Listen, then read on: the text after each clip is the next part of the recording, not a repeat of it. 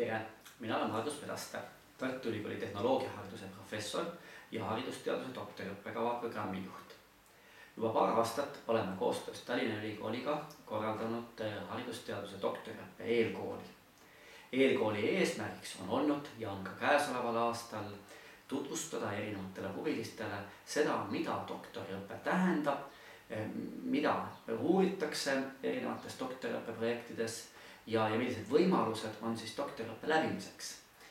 Ning me loodame, et selle tulemusena iga doktoriõppe eelkooli läbinu oskab teha senisest parema teadliku valiku nii selles osas, kas tulla doktoriõppesse õppima, teiseks, kas tulla õppima Tartu Ülikooli või minna Tallinna Ülikooli ning kolmandaks, kellega edasi rääkida juhendajatest selleks, et valida endale sobiv teema.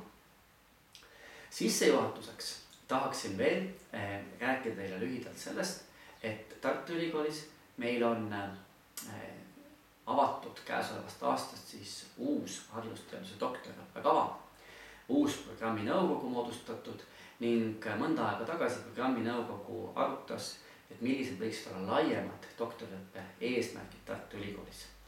Ja ma usun, et oleks väga aus, kui teie oleksite teadlikud nendest eesmärkidest, sest teil oleks sel juhul väga tähtis roll nende eesmärkide saavutamisel. Ja me oleme seadnud tegelikult endale 3 eesmärki. Esiteks tahame arendada meie doktoriõppe rahvusvaheliseks. See tähendab siis, et me loodame teile pakkuda senisest veelgi enam võrreldes siis seni õppinud doktorantidega võimalust kuulata rahvusvahelisi teadlasi, õppejõude. See tähendab teie jaoks, et inglise keel on väga oluline siin õppes. Teiselt poolt me loodame ka seda, et ka meie üliõpilased leiavad enam tee teistesse kõrgkoolidesse, näiteks vahetusüliõpilasena või et meie õppekavale tuleb vahetusüliõpilasi teistest kõrgkoolidest nii Eestis kui välismaalt.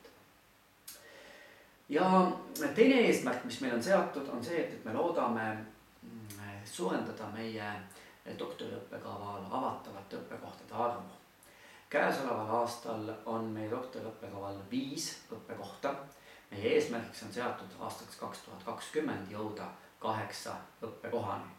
Ja see kandub lihtsalt sellest ideest, et kui on natukene suurem doktorantide kogukond, siis see kogukond ise suudab ennast ilmselt paremini toetada enda liikmeid.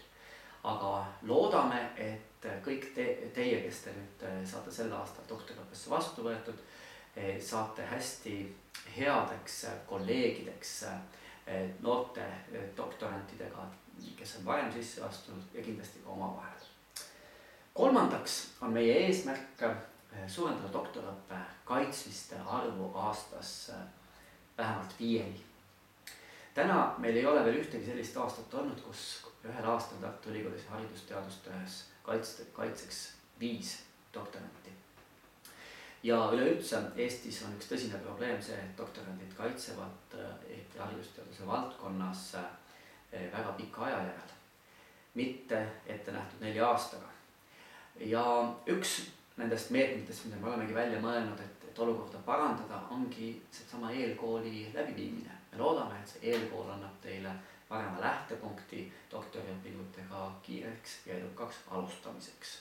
Aga lisaks sellele me loodame, et doktoriõpingute jooksul te ise pühendute hästi, et teie juhendajad pühenduvad põhjalikult teie arendamisse, et teil on võimalik liituda olemasolevate uurimisrühmadega, saada palju tuge, anda tagasisidet sellele, kuidas õpingud toimuvad, et kõige selle abil suurendada võimalust, et te jõuaksite kaitsmiseni 4-5 aastaga. Edukat eelkooli kõigepealt ja seejärel edukat töörühmade otsimist, leidmist ja doktoriõppesse astumist.